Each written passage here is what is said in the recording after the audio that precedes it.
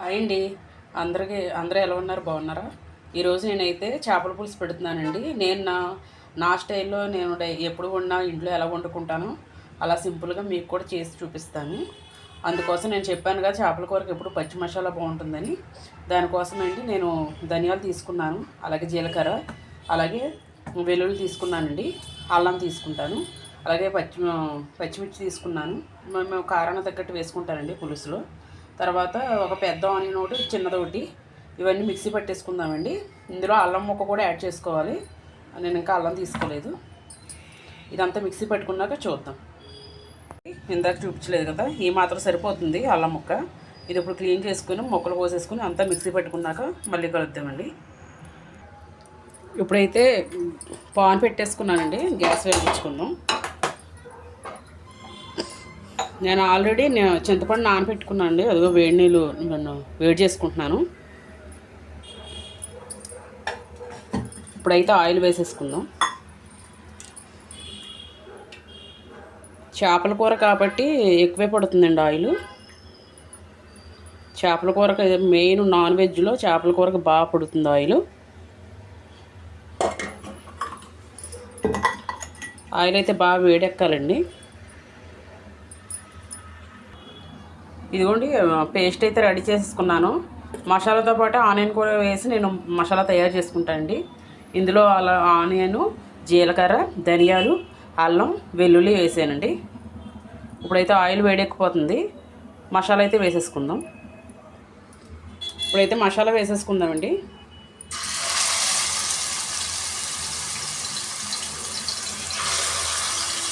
పచ్చి మసాలా వాడండి, చేపల కూరకి చాలా బాగుంటుంది. ఇప్పుడు చాలామంది పొడులు వేస్తున్నారు చేపల కూరకి.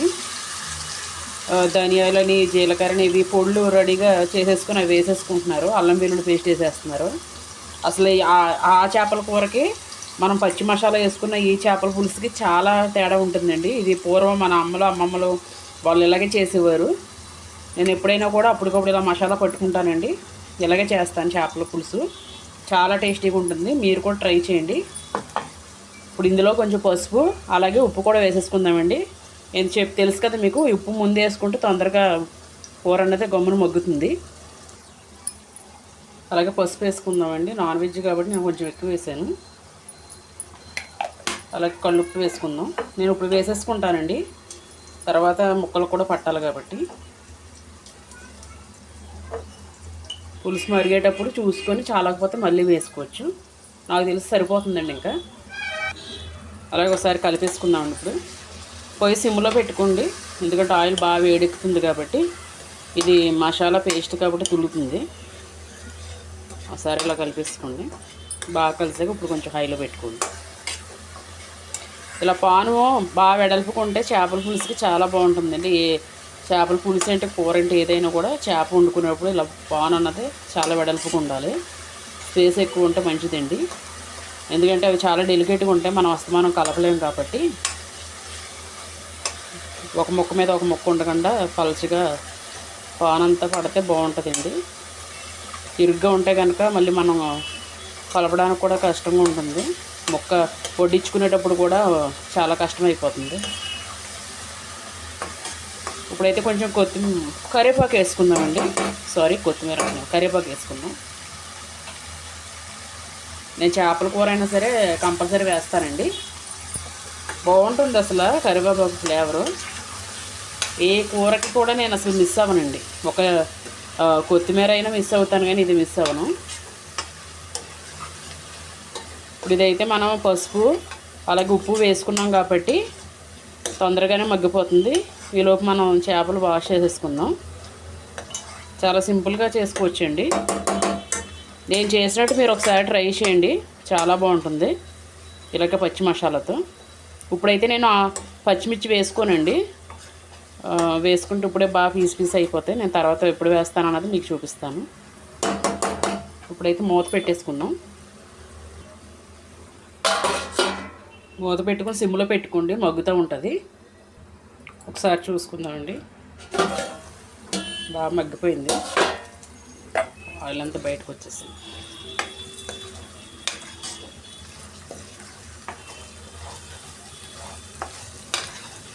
ఇప్పుడైతే చేప ముక్కలు వేసేసుకున్నామండి. చాలామంది ఉప్పు కారం అన్నీ వేసి కలిపి వేసుకుంటారు. నేను అలా వేసుకోను, ముక్కలు వేసి ఆ ముక్కల పైన వేసేస్తాను.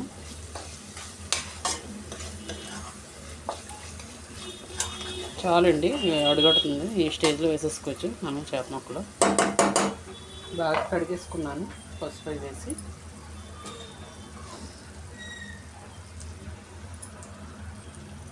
పాన్ ఇలా ఉంటే అండి చాలా ఫ్రీగా ఉంటుంది మనకి.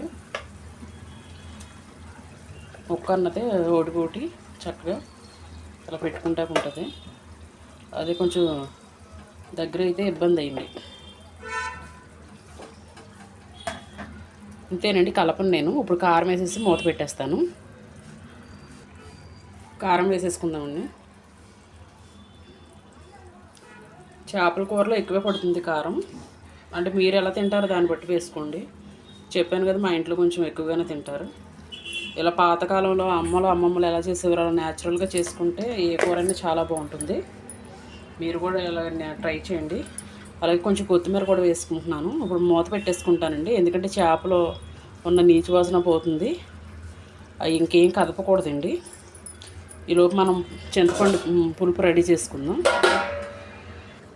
ఇప్పుడు ఒకసారి చూసుకుందామండి. ఇప్పుడైతే స్లోగా చేప ముక్కలు తిరగేసుకుందాం, ఎందుకంటే మనం మళ్ళీ తర్వాత కలపం కాబట్టి. ఇప్పుడు ఒకసారి చాలా తొందరగా ఏదన్నా అవుతుందంటే అది చేపల కూర అండి. తొందరగా అయిపోతుంది, ఎందుకంటే ఇంక మనం గరిటె పెట్టకూడదు. పులుపు వేసాక బాగా పట్టుకుని తిప్పుతాము. ఏంటంటే ఇటు కూడా కొంచెం పచ్చివాసన అన్నది ఉండదని. చూసారా, చాలా సాఫ్ట్గా తొందరగా కుక్ అయిపోయింది. ఫిష్ అంతేనండి, అసలు టైం పట్టదు. మనం ఏంటంటే కొంచెం ఉప్పు కారాలు పులుపు పట్టాలి కాబట్టి ఎక్కువసేపు చేసుకుంటాం. ఇప్పుడు కొంచెం పొయ్యి హైలో పెట్టుకోండి. ఇప్పుడు వేసేసుకుందాం పులుపు. ఒక్క నిమిషం అలా తిరిగేస్తే చాలండి. ఇంకా మనం మళ్ళీ ఈ మగ్గాలని మళ్ళీ మూత పెట్టక్కర్లేదు. ఈసారి మనం ఇంకా కలపమండి. పులుపు అయితే నేను చింతపండు పులుసు అయితే రెడీ చేసేసుకున్నాను. ఇది తెలుసు కదా, డైరెక్ట్గా వేయను నేను ఎప్పుడు, ముందే రెడీ చేసి పెట్టుకుంటాను. ఇప్పుడైతే వేసేసుకుందామండి.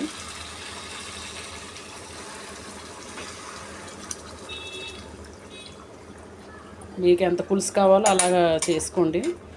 మాకు చిక్కగా ఉండాలి, అలాగే గ్రేవీ కూడా ఉండాలి, పులుసు ఎక్కువగా ఉండాలి. అన్ని రకాలుగా చూసి నేను చేస్తాను. ఇప్పుడు పులుసు మొత్తం చింతపండుతో పిసికిన వాటర్ వేసాను. చాలాపోతే మళ్ళీ వాటర్ వేసుకోవచ్చు, కొంచెం కొత్తిమీర. అలాగే ఇప్పుడు మనం ఒకసారి పాన్ పట్టుకొని తిప్పుకుందామండి. పాన్ ఇలా పట్టి తిప్పిన తర్వాత గ్రేవీ అంతా పైకి వచ్చి చెక్కబడింది చూసారా. ఇప్పుడైతే కొంచెం వాటర్ వేసుకుందాం.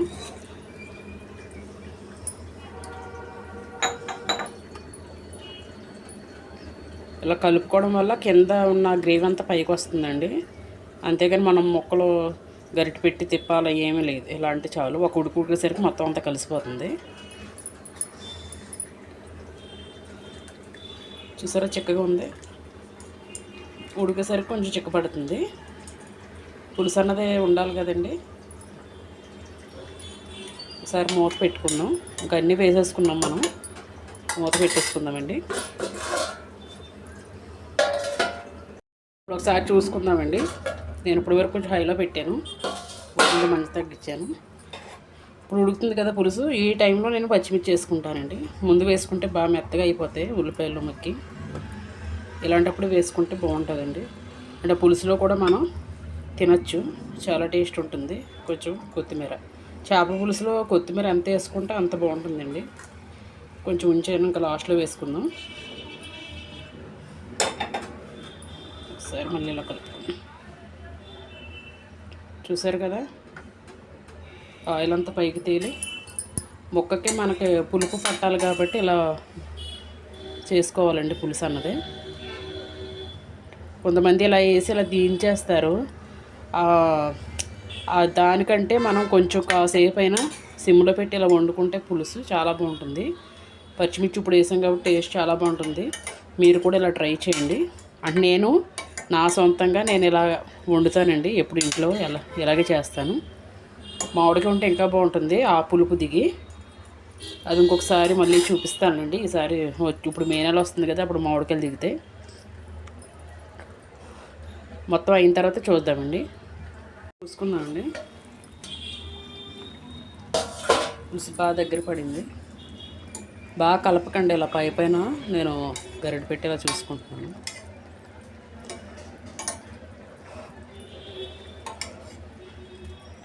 పులుసు వేయగానే ముక్క వేసి 5 నిమిషాల్లో దింపేయాలి అని కొంతమంది అంటారు, కానీ అలా అయితే ముక్కకి ఏం పడుతుందండి? ఉప్పు కారం పట్టదు కదా.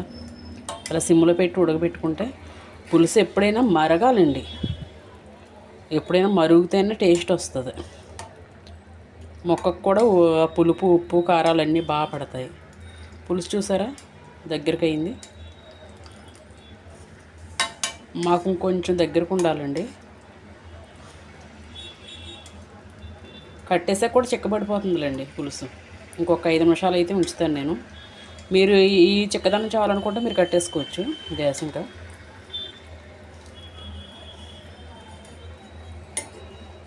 మీరు కూడా ఇలా ట్రై చేయండి మీ ఇంట్లో.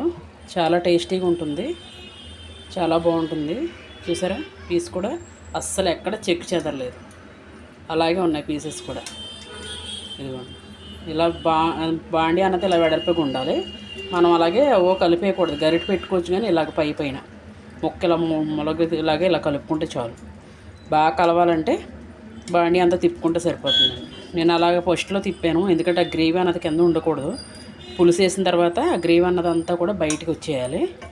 అప్పుడే తెలుస్తుంది మనకి ఎంత పులుసు వేసుకున్నాం, ఎంత చిక్కగా ఉంది, ఎంత పలచగా ఉంది, ఇంకా వాటర్ వేసుకోవాలా లేదా అన్నీ అప్పుడు తెలుస్తాయి మనకి. ఈ టైంలో మీరు ఉప్పు అయి చూసేసుకోండి, ఉప్పు కారాలు.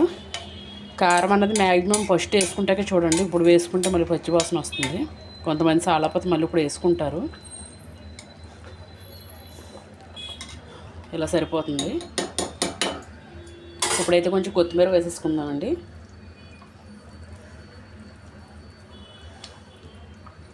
చూసారా ఎంతో టేస్టీగా ఉంటుంది. మీరు కూడా మీ ఇంట్లో ట్రై చేయండి.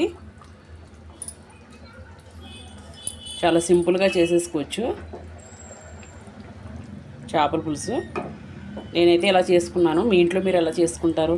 మీరు కూడా ఒకసారి నేను చేసిన ట్రై చేయండి. నా వీడియో కనుక మీకు నచ్చినట్టయితే నా ఛానల్ని సబ్స్క్రైబ్ చేసుకోండి, లైక్ చేయండి, షేర్ చేయండి.